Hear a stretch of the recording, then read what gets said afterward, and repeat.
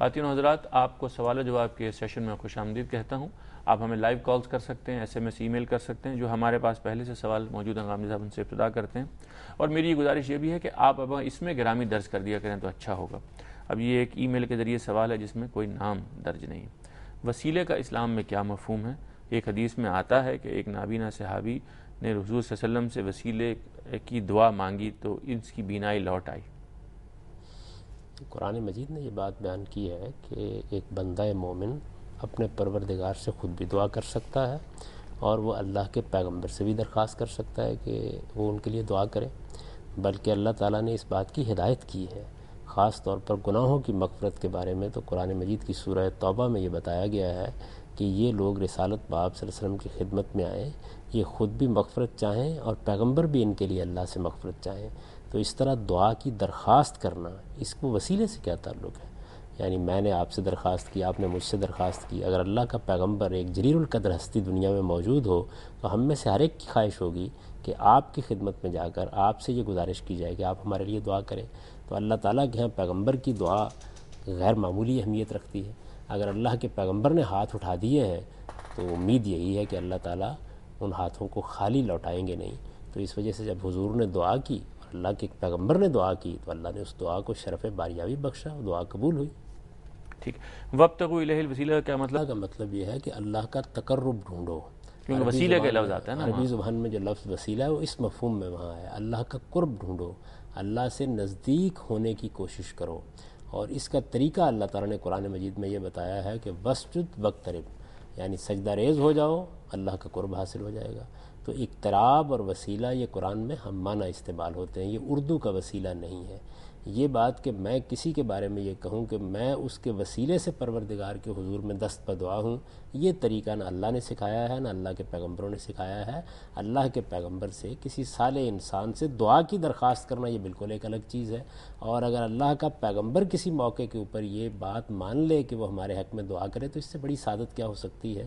اور اللہ کے پیغمبر نے اگر دعا کر دی تو توقع یہی ہے کہ اللہ اس دعا کو قبول فرمائے گا۔ شکریہ غامدی صاحب۔ السلام علیکم۔ السلام علیکم۔ وعلیکم السلام۔ ہیلو جی، میں درے سعید بول رہی ہوں کراچی سے۔ جی فرمائیے۔ جی، گو کہ غامدی صاحب تو یہ فرماتے ہیں کہ انسان خود اپنا معلم ہے، لیکن میں غامدی صاحب کو اپنا معلم مان کر یہ پوچھنا چاہتی ہوں کہ میں اللہ کو کیسے راضی کروں؟ دوسرے یہ کہ مجھے یہ کیوں کر معلوم ہوگا کہ اللہ مجھ سے راضی ہو گیا؟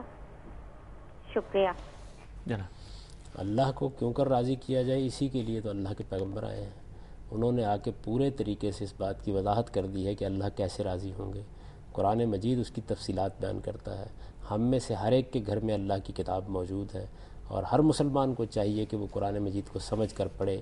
موٹی موٹی باتیں جو قرآن سے معلوم ہوتی ہیں وہ یہ ہے کہ اللہ پر سچا ایمان رکھا جائے، اس کی سچی معرفت حاصل کی جائے، اچھا عمل کیا جائے، اپنے گرد و پیش کے ماحول میں نیکی اور خیر کی تلقین کی جائے، تو اللہ اس کے نتیجے میں راضی ہوتے ہیں۔ چنانچہ انہوں نے ضمانت دی ہے کہ جو یہ 3 کام کرے گا اللہ تعالیٰ اس کو خسارے سے بچا لیں گے۔ تو اللہ تو اس طرح راضی ہوگا۔ اب رہ گئی یہ بات کہ ہمیں کیسے معلوم ہو کہ اللہ راضی ہو گیا ہے۔ ہمارا کام یہ ہے کہ موت تک ہم پورے اخلاص کے ساتھ اس راستے پر گامزن رہیں، اللہ سے اچھی توقع رکھیں اور اللہ تعالیٰ کے وعدوں پر یقین رکھیں۔ یہی چیز ہے کہ جو ایک حقیقت کے طور پر جب موت کا پردہ اٹھے گا تو ہمارے سامنے نمودار ہو جائے گی۔ اس دنیا کے اندر اور کوئی جاننے کا ذریعہ نہیں۔ السلام علیکم۔ ہیلو، السلام علیکم۔ السلام علیکم جی۔ وعلیکم السلام جناب۔ میں سرگودا سے بول رہا ہوں جی، راؤ ظفر اقبال۔ جی راؤ صاحب فرمائیے۔ میرا سوال ہے جی کہ ایک آدمی کا عقیدہ ہے کہ رسول اللہ صلی اللہ علیہ وسلم حاضر و ناظر، جی مشکل کشا اور نفع نقصان کے مالک ہیں۔ جی شیخ عبد القادر جیلانی غوث اعظم اور علی حجویری داتا ہیں۔ جی کیا ایسے آدمی کی امامت یا اقتداء میں نماز ہو جاتی ہے؟ قرآن و سنت کی روشنی میں وضاحت فرمائیں۔ بہت نواز۔ میرا دوسرا سوال یہ ہے جی چھوٹا سا، جی کہ وگ یعنی مصنوعی بالوں کے بارے میں شریعت کا کیا حکم ہے؟ دو مختلف طرح حصہ میں نہیں سن سکا، وہ میں آپ کو عرض کر دوں گا، آپ پہلے سوال کریے۔ دیکھیے بات یہ ہے کہ ہم مسلمان ہیں سب کے سب، ہم مسلمانوں کے اندر بہت سے نقطہ نظر ہیں جو رائج ہو چکے ہیں۔ 14 صدیوں کی تاریخ ہماری پشت پر ہے، اس میں بہت سے اہل علم پیدا ہوئے ہیں۔ دین کو سمجھنے کے معاملے میں میرے اور آپ کے نقطہ نظر میں کوئی اختلاف ہو سکتا ہے۔ توحید کیا ہے اس کو قرآن مجید نے بالکل واضح کر دیا، اور اس میں یہ بتا دیا ہے کہ قرآن مجید بڑی وضاحت کے ساتھ اس کو بیان کرتا ہے کہ اللہ پروردگار عالم ہر غیب کا علم رکھتا ہے، اللہ ہی کے پاس سارا اختیار ہے، زمین و آسمان کی بادشاہی اللہ ہی کے پاس ہے، اللہ کے مقابلے میں کسی کی کوئی حیثیت نہیں ہے، کوئی خدا کے حضور میں اس کے اذن کے بغیر کوئی بات کرنے کی جسارت نہیں کر سکتا، وہی داتا ہے، اسی کے پاس سب کچھ ہے اور اسی سے سب کچھ مانگنا چاہیے۔ توحید کے یہ سارے تقاضے قرآن مجید میں بیان ہو گئے ہیں۔ اب اگر فرض کر لیجئے کہ ان تقاضوں کو سمجھنے میں کسی شخص کے ساتھ ہمارا اختلاف ہو گیا ہے، تو سوال یہ ہے کہ اس اختلاف کی بنیاد پر کیا ہم اس کو دین سے باہر کر دیں گے؟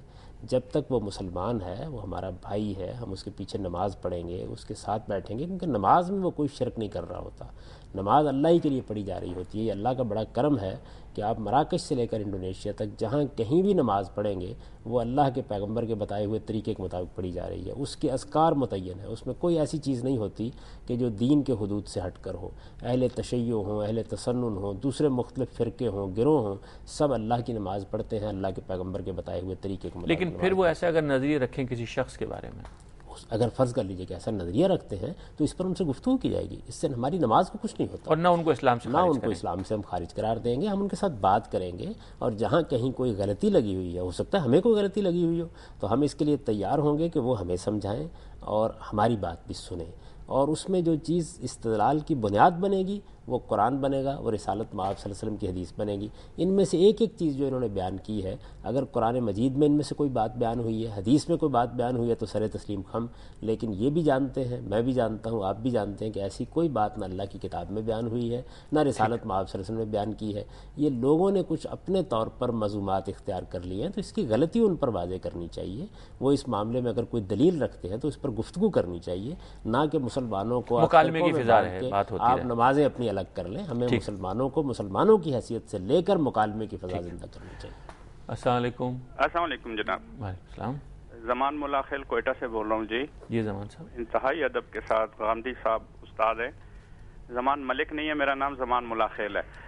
تو غامدی صاحب جی، صوفی ازم کی بہت اس وقت شور و غل ہو رہا ہے، صوفی ازم کو بہت پروجیکٹ کیا جا رہا ہے مختلف ڈیبیٹس اور ڈائلاگس کے اندر۔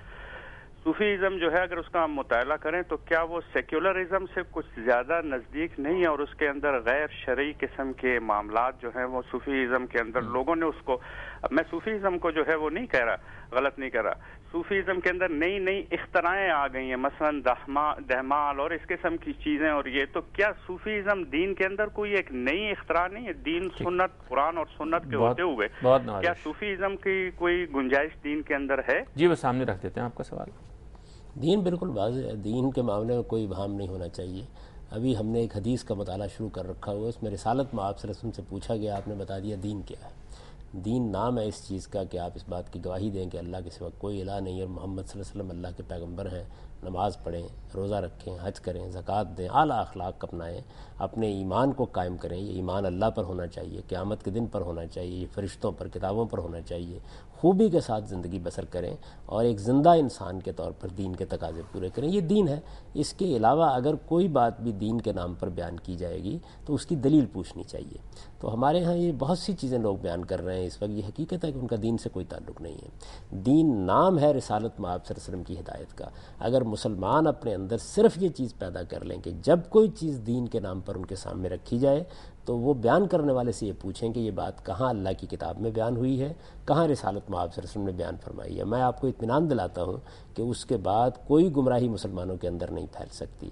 تو یہ صرف ایک صوفیزم کا معاملہ نہیں ہے، اور بھی بہت سے نقطہ نظر ہیں جو موجود ہیں، لیکن ان نقطہ نظر کے بارے میں بجائے اس کے کہ ہم کوئی ورڈکٹ دیں، کوئی فتویٰ دیں اور اس طریقے سے مسلمانوں میں تفریق پیدا کریں، ہمیں یہ چاہیے کہ ہم صحیح دین کو واضح کریں اور جو کچھ بھی استدلال پیش کیا جا رہا ہے صرف اس کی غلطی واضح کر دیں، یعنی بالاجمال کوئی بات کہنے کی پورے کے پورے نظریے کو نظریے کو ہدف تنقید بنانے کی بجائے ہم یہ بتائیں کہ اس میں کیا چیز ہے کہ جو دین کی روح سے صحیح نہیں ہے، اور اس کو بھی بالکل علمی استدلال کے طریقے پر بیان کریں تاکہ دوسرے کے دل و دماغ تک یہ پہنچے۔ ٹھیک۔